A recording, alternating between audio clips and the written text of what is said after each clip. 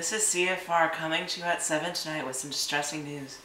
We were just recently notified that Jean Paul Marat, a radical Jacobin, was assassinated in his medicinal bath last night at around 8 p.m. Over to Margaret for more information. Thank you, Brad. Yes, I am currently standing outside of Marat's residence, where he is said to have been assassinated last night. Sources tell us that yesterday afternoon, a Girondist sympathizer by the name of Charlotte Corday came into Marat's household claiming to have some important information about a group of Girondists attempting to flee to Normandy. Marat agreed to meet with her, even with the doubts of his wife, Simone Everard. Jean-Paul was taking a medicinal bath at the time of his assassination. According to our resources, Charlotte came in confidently, and after telling Marat a few false names on her list, she stabbed him in a vital artery near the heart. This is shocking news to all of us revolutionaries. However, when Marat was stabbed, he yelled out, "Help me, my dear friend." Then from blood loss, he died almost immediately afterwards. Marat's guards heard his cry and ran in. Charlotte made no attempt to escape. She knew she would be caught. Charlotte's trial is going to be held tomorrow afternoon, so luckily we have been able to conduct an interview with her. Margaret? Yes, I am now here with Charlotte Corday, a Girondist. So Charlotte, you must have had some strong beliefs to go about and assassinate Marat. What made you come to this decision? Well, my decision was not only motivated by the September massacres, which I believe Marat was responsible for, but I also fear an all-out civil war. I believe that Marat is threatening the Republic and that his death will end the violence throughout the nation. I see.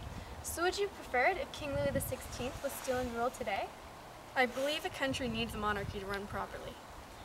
A valid point. Although you did go to the extreme. You killed someone. Do you think that was the right thing to do? To my defense, I killed one man to save 100,000. So, your trial is tomorrow. What are your thoughts on that? I feel like what I did needed to be done. Whether or not the judges agree with me, that will be determined tomorrow. So now, I'm trying not to worry about it. Thank you for your time. Back to you, Brad. Thanks for that thought-provoking interview, Margaret. After the break, we will be looking into this topic more. Also, we will be looking for an exclusive tour of the crime scene. Stay tuned.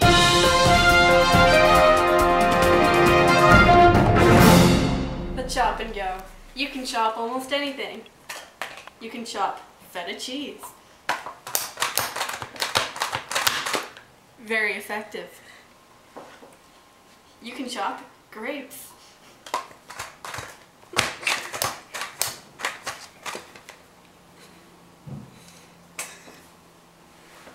And you can also chop salad dressing into a light puree. The chop and go, only $19.99. Welcome back to CFR Tonight. As promised, we will now take a look at the actual crime scene of Marat's death. Over to you, Margaret. Thanks, Brad. Yes, I'm currently standing outside of Jean-Paul Marat's apartments. But a warning to those young viewers, this video may contain graphic content. Viewer discretion is advised.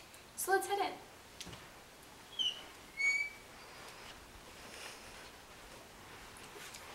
So as you can see, Marat's body has yet to be removed. This is the medicinal bath in which Marat used to sit for hours due to his skin disease. Marat only obtained this disease about 3 years prior to today. It is thought that he got this disease while in the sewers of Paris. The disease would be itchy and cause blisters. It is said that it was first aggravated in the perianal area. Also, Marat would also often get a cloth coated in vinegar and wrap it around his head to ease the pain and discomfort. Back to you, Brad. Thank you for that, Margaret. Many people did think that Marat was the source of the anger of the revolution. Jean-Paul was famous for his newspaper, The Friend of the People. He never held back his thoughts. He would express suspicion of people with power, and he would give them the title Enemy of the People. Marat often attacked people with lots of power and influence, which almost got him arrested, forcing him to flee to London. He returned to Paris in May and continued to criticize important people. And soon he went to hiding in the sewers of Paris. This is where he was thought to obtain his skin disease. This disease was later... Whoa, okay, this just in. We've secured an interview with a citizen who is ready to talk to Margaret right about now. Over to you. Thanks, Brad. I'm here with concerned citizen Aqua Craig. So Aqua, any general thoughts? As a promoter of the revolution, I am very concerned about Marat's death. Marat's newspaper was very inspiring to the point he didn't sugarcoat anything. I see. So, what spoke to you from his newspaper? Any memorable quotes? One of the things he said was, to try and please everyone is madness, but to try and please everyone at a time of revolution is treason. It stood out to me because he would tell the truth straight out and he knew what he was talking about. Some inspirational words. Thank you for your time, Aqua. Over to you, Brad. Thank you, Margaret. I have with me another citizen with a slightly different opinion. Daryl Johnson has some words to say. Yeah, I do. Marat was a cruel person, and quite frankly, I'm glad he's dead. Oh, really? So you don't think what he did helped the revolution? Absolutely not. All he did was cause massacres, and when he wrote in his newspaper, 500 or 600 heads cut off would assure your repose, happiness, and freedom, I was disturbed. The amount of bloodshed will not change the outcome in your favor. I understand where you're coming from, but do you think Marat deserved to die? I think having him dead is the only way we can get past the reign of terror that we are in.